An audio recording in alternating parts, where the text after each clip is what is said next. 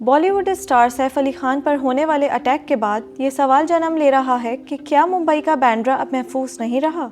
बांद्रा मुंबई का पोश इलाका है जहां बॉलीवुड स्टार सलमान खान, शाहरुख खान, संजय दत्त, रणबीर कपूर समेत सचिन तेंदुलकर और दीगर अहम शख्सियात के घर हैं। सैफ अली खान भी बांद्रा में ही रहते हैं। बुध की रात उनके घर पर डकैती की मुबैना कोशिश हुई और मुजाहिमत के दौरान वो जख्मी हो गए। पुलिस ने इस वाक़ये पर एक शख्स को गिरफ्तार भी किया है। लेकिन बांद्रा में बॉलीवुड स्टार्स पर हमले का ये कोई पहला वाक़या नहीं। पिछले साल इसी इलाके में सलमान खान के घर पर भी फायरिंग का वाक़या पेश आया था। इसके अलावा अक्टूबर 2024 में भारत की नेशनलिस्ट कांग्रेस पार्टी NCP के रहनुमा और बिजनेसमैन बाबा सिद्दीक को भी बांद्रा में ही कत्ल किया गया था। सैफ अली खान पर हमले के बाद रवीना टंडन, पूजा भट्ट और हिदायतकार कुणाल कोहली समेत दीगर सेलिब्रिटीज ने भी बांद्रा में सिक्योरिटी की सूरत हाल पर तशवीश का इजहार किया है।